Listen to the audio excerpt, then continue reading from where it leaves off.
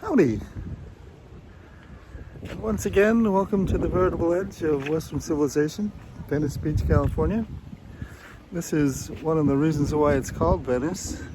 Venice Canals. And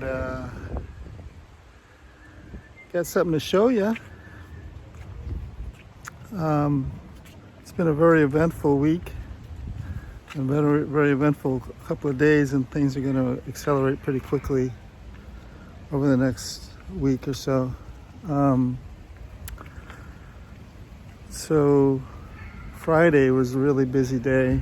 The day started at 8 a.m. with another PET scan, and I was out of there by 10 o'clock. And then, what do you call it here? This is the new, this is Randall's rocket ship.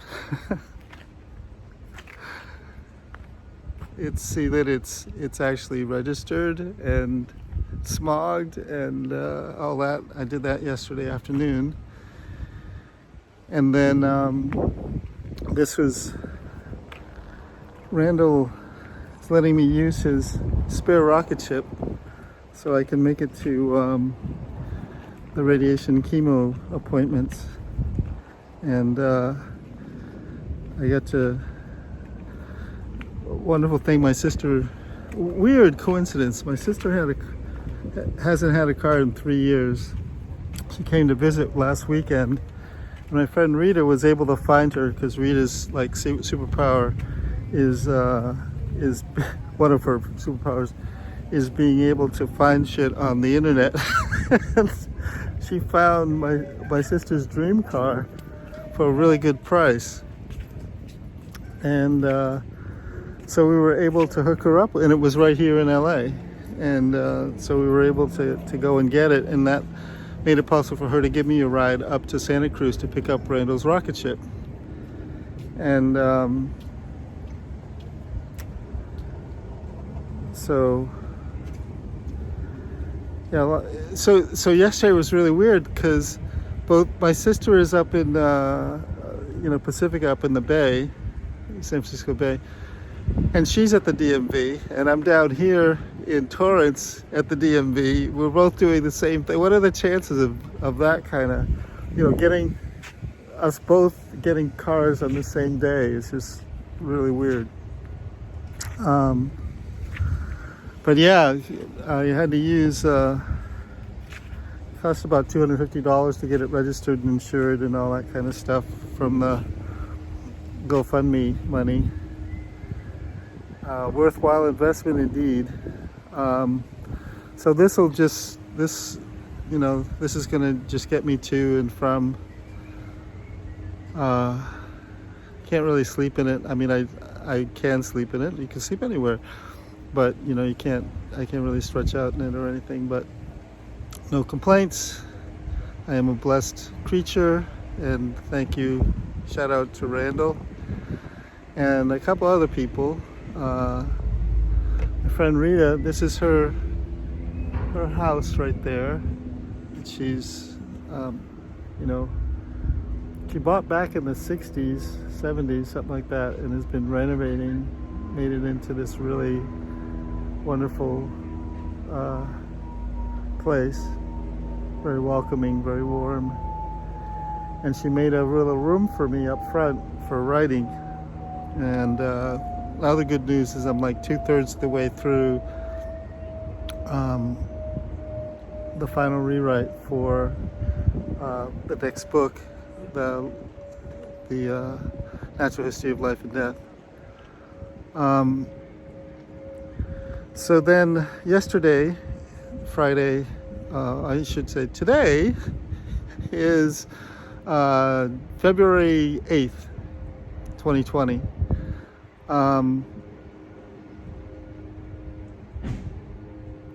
So yesterday we concluded the day with a consultation with the radiation doctor, and there was some question as to whether or not I would I've been researching this stuff called proton therapy, which is another form of radiation. And there was a place down in San Diego that I've been talking with about it. But it turns out that this radiation doctor here in Redondo Beach, they have an office, and I met him yesterday after the DMV. He actually trained on proton therapy over in Loma Linda, so he was able to give me a pretty good assessment of because I asked him point blank, is there any advantage to me doing the proton therapy as opposed to this traditional radiation? And he said, well, basically, because I was thinking, one of the main advantages was I heard that it would be, when I spoke with the people down in San Diego, they said it would probably be about 5 to 8 weeks. Excuse me. And which is less than the 10 weeks that was originally projected by when the diagnosis was first delivered in September. And 10 weeks of traditional radiation 5 days a week. But this doctor, his name is Chad Silas, says that he feels that this radiation will be 7 weeks, and which is great news. It's kind of like getting a rebate or a discount on something on your life. You get a discount on your life. So let's see. He said that it'll be 5 days a week, 7 weeks, and he said that there's essentially no clear advantage for my specific case to using the proton therapy, which is really good for dialing in on a specific spot in the body, but the proton therapy. But because we've got two different locations, and without getting too deep into it, I'll just say that he said there's no real clear advantage to doing the proton therapy as opposed to the traditional radiation. And this specific radiation that they're going to be doing is relatively targeted. It'll be here, and we went over the downsides of it and possible side effects and all that kind of stuff. Make a long story short, I'm feeling very encouraged. I'm very excited to be getting going with it. We've scheduled a CT scan so they can pretty much map out exactly where everything is to get going with the radiation. And I'll be telling you, by this time next week, I'll at least do another one of these, and we'll tell you, more specifically what it all entails. But another cool thing that he said is that a very encouraging news is, he said, I'm the chemo doctor, Addie, suggested that we would most likely do 3 treatments of chemo, and the first one is going to start this week on the 13th, and then the others will follow every 3 weeks or so. But what he said is very few people actually do complete the whole course of chemo, so I'll probably get 2 doses, but maybe not have to do 3. So he had just looked at the results of yesterday's PET scan, and he said that they'd done an assessment over at the hospital, and they said that yes, the mass had grown, but it hadn't spread. So that's really encouraging. That's what I figured as well, that this thing has gotten bigger. It's kind of spread onto my tongue and stuff, but it hasn't spread to the other organs of my body, and thus there isn't we don't have to necessarily modify the projected treatment for chemo or radiation. So we're going ahead with both plans. I've got the CT scan on Monday. On Tuesday, we have the consult and blood work and everything to prepare for the chemo. For the chemo with the oncologist, and then most hopefully there'll be another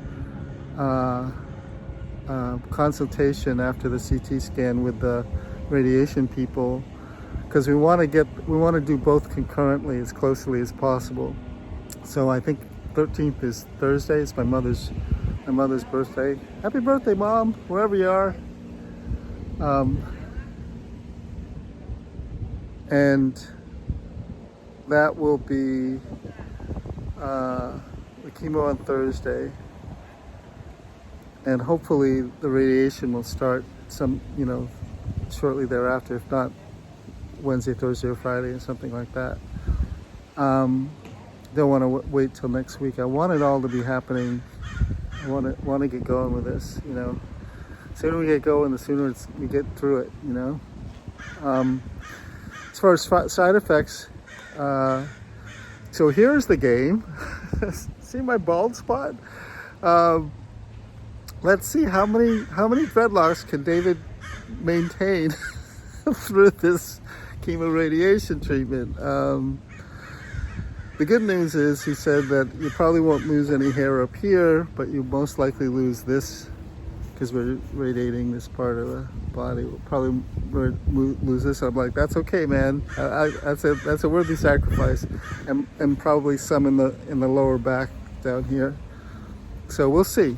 We'll see. I'd like to say I'm not attached, but I've kind of grown fond of the locks. But once again, it's a worthy sacrifice nonetheless, and the universe is in charge. So, we got nothing to worry about, right?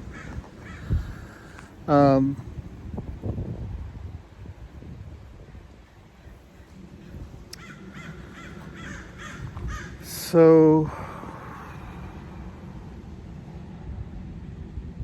I wanna say thank you to my good friend Michael Armstrong, for shooting and posting that video about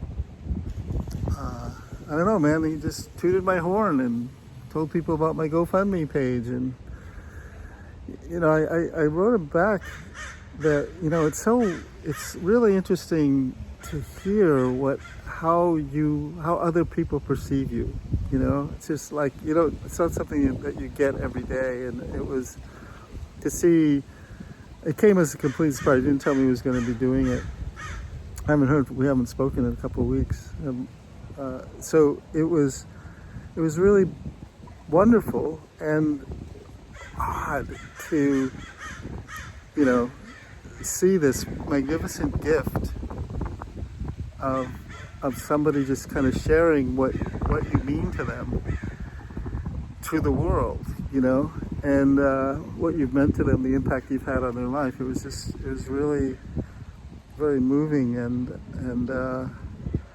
because honestly, the work that I've done, there more often than not, it feels like I'm just in the wilderness and nobody really knows what I'm doing or pays any attention or anything like that.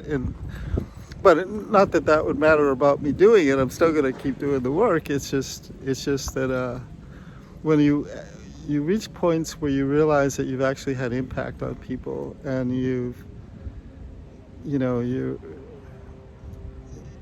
what you've wanted to communicate has landed in the way and in the quality of people that you want to reach. It's just, I don't know. It gets me right up in here, So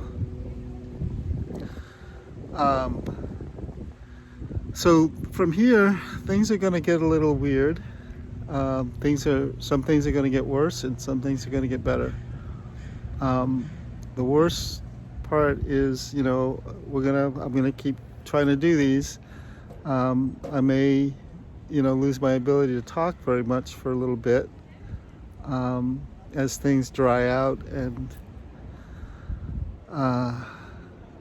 but at the same time, the masses are going to should start to shrink. So, and we should see, within 3 or 4 weeks, we should see some massive change.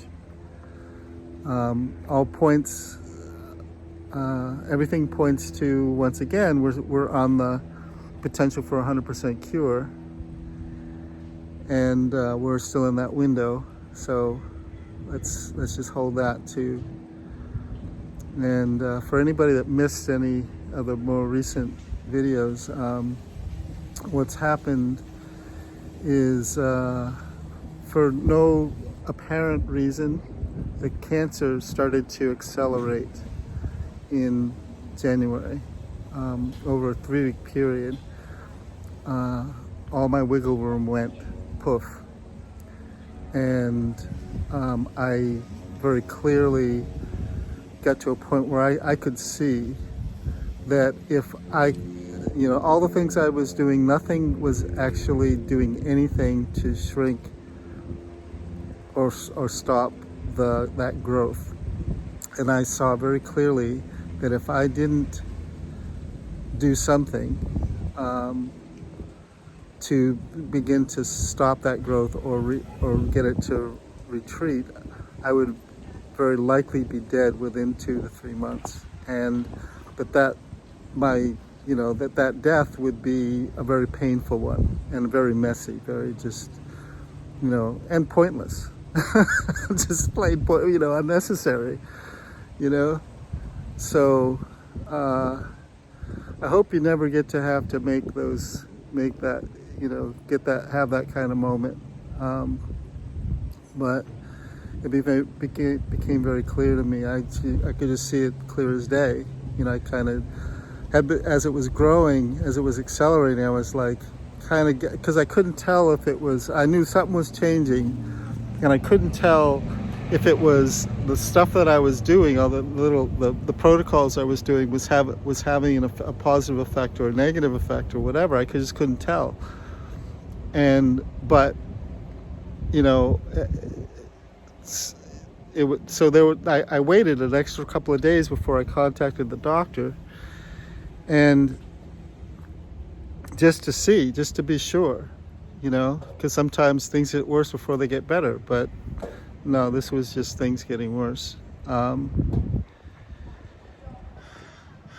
So I had to make that assessment, and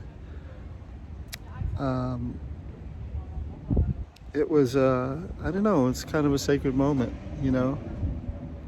and where I could see that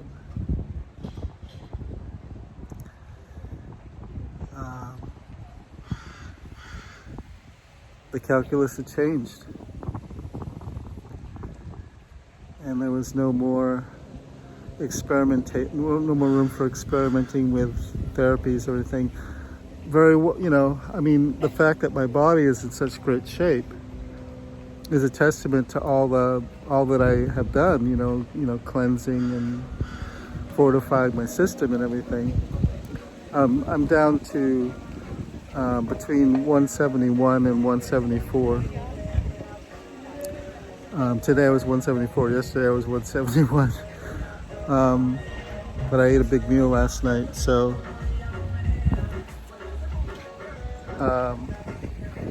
hello, thank you. And so it's I can see that the weight loss has been a very healthy weight loss, and I feel really healthy. I feel very lean and ready to rock. But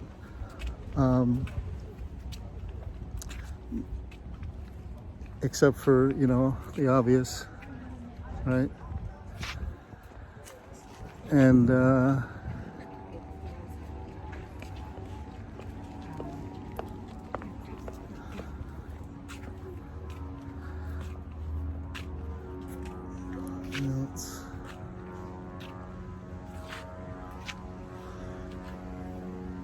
so today's the Conscious Life Expo. I'm gonna cruise over there and hobnob with folks.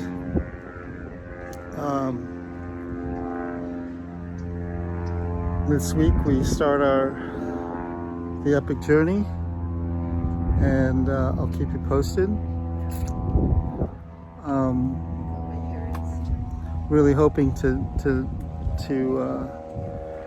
publish the book towards the end of the week. That would be ideal. And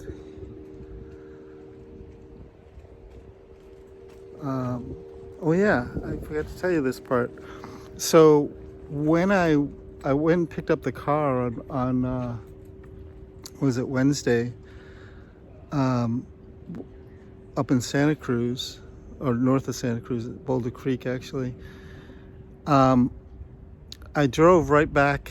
I started driving right back south, and I drove down to the spot in Big Sur where the Emperor Dragon line comes out of Jade Cove and heads up the hill to the first node, what we're calling the Jade Node. And I spent the night there in the front seat of my brand new rocket ship. And yeah, I didn't realize it, and I hadn't planned this ahead of time, you know. I didn't know that I was going to be here now, but one of the things that you should know is right now is what's known as the cross quarter days. It's a halfway point between the solstice and the equinox, the winter solstice and the vernal equinox. And so it's roughly about 45 days from one to the next. And so the actual ancient holiday is the lunar event that's closest to the beginning of February. And so the full moon, I think, is like tomorrow or the next day. So it would be this full moon would be in other years, obviously there could be a new moon that's in January. That would be the actual holiday. It's the highest tide. And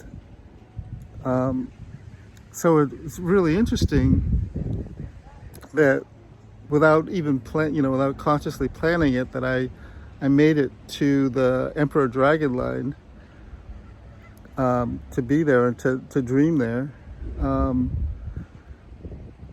on the cross quarter day. So it's so weird. So the next morning I parked on the road, and right around the corner from the road that goes up to the Jade Node. And in the morning I drove over there, and I started to walk up the road, parked and started to walk up the road because there's a bathroom there and a really wonderful spring, what do you call it, a well that the Forest Service has put in right there at the base of the mountain. And I actually have, this is my camel pack. I have water from that well in my camel pack. And so I start walking up the road, and Brendan, the brother that gave me a ride up the mountain and back down when I did the expedition in December, he just came driving around the corner, and it was like, "Hey, Brendan, how are you?" You know, it's like we could have planned it better. I thought I'd missed him because it was 8:30 when I was there, and he usually leaves earlier for his, he works up in Big Sur, and he lives up on top of the mountain with his mom. And so it was just like, "Hey man, what's up? Good morning." It was pretty funny. So,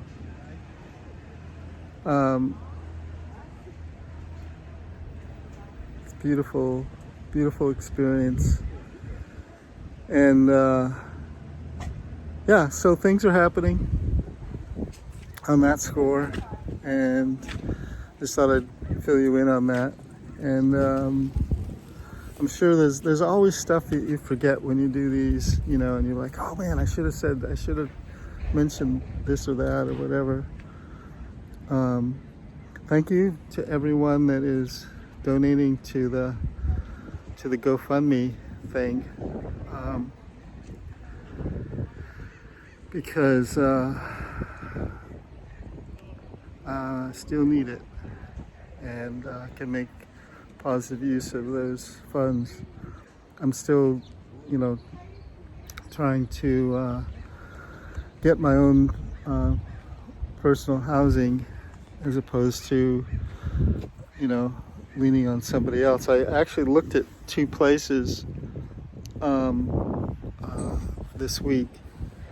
One is 2,500, and it's right on the beach. And I've thought about, you know, getting it for the month, for the duration of this. It's a lot of money, but it would be really ideal. I might. I don't know. I got to think about it. I'd rather spend that money on a, you know, on a, what do you call it, a Sprinter. But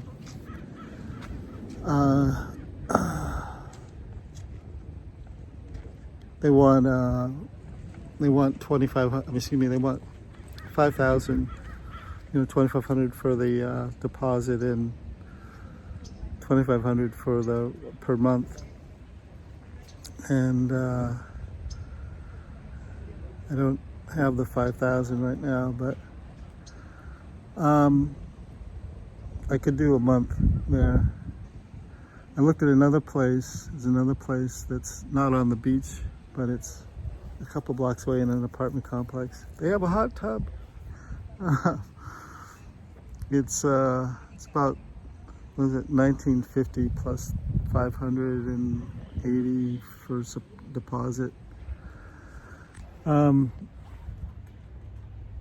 There's another place on the boardwalk that is about, that saves about 2,500 a month, give or take 100, depending which room you get. Yeah, so I really appreciate people like Randall helping me become, you know, more self-reliant than having other people have to drive me around and stuff. But you know, after all of this, I am really looking forward to being able to earn my own money again, and get, if the economy picks up, you know, get my own place here. So I'm going to wrap it up, and there's one more thing I want to say.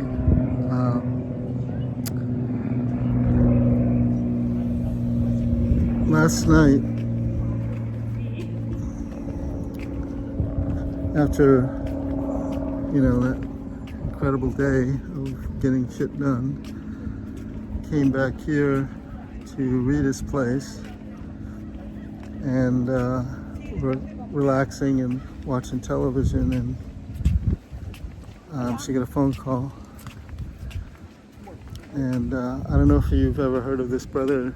His name is Orson Bean. He was on, when I was growing up, I think he was on To Tell the Truth as a regular. It's a famous, for that time, he was a famous comedian and actor and whatnot. But let's see, right? Yeah, okay, so let's see if I could do this. Right about there are two houses that are his and his wife. And so he's a definite member of the neighborhood, the community here, and he and Rita are members of this the Pacific Coast Theater Company. And last night he was killed. He was hit by a car and dragged, and his wife was chasing after the car to get him to stop. And we got the phone call, and we went over there. It's the sort of thing that I think he was 95, you know, and about to go into production with a play, and that he'd written. He had a one-man show that he'd performed. I saw him about 2 years ago. They were talking about going to Broadway with it, and I don't know. It's just life and death, right? Life and death. But right afterwards, when we were walking, I got this picture of this brother, and he, in my mind's eye, I could see him at around 26, you know, in perfect physical condition, just like, you know, realizing that he could, you know, have the body of a 26-year-old all of a sudden, you know, after having the body of a 95-year-old. And I don't know, life and death, life and death. So I wrote a little something on my Facebook page that's talking about, you know, it mentions this whole life and death thing. I didn't want to, you know, anybody thinking that I'm thinking about check it out or anything, because I'm not, you know. But, you know, when things like this happen, you just if you're at all feeling, you know, you think about what this is. And one of the weirdest things about this is this, you know, people don't get hit by cars here very often, but last night 3 different people got hit by cars, and they weren't hit by the same person, you know, but 3 different incidences in Venice of people getting hit by cars. Never happens, you know. I mean, you could look back in the history and maybe, you know, in the past, you know, 30, 40 years, there were probably 2 or 3 cases, right? But 3 people in the same night. That's the universe, you know. And what is the message? What do you make of that? You know, it's like the cancer going crazy. You know, the doctor, I was sitting there yesterday, and we both came to this point where it's like, you can't figure what cancer's gonna do. You know, you just can't. It does what the hell it wants. You know, and we haven't figured it out. If we figured it out, we'd have it licked. But hey, what are you gonna do? Anyway, now I'm gonna turn this off. Thanks for listening. Thanks for watching. Thanks for supporting. Thanks for loving. And thank you for continuing to dream. And now we come to my favorite part.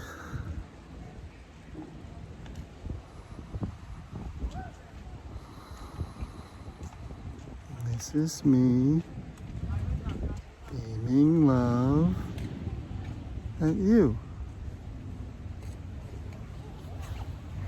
I love you.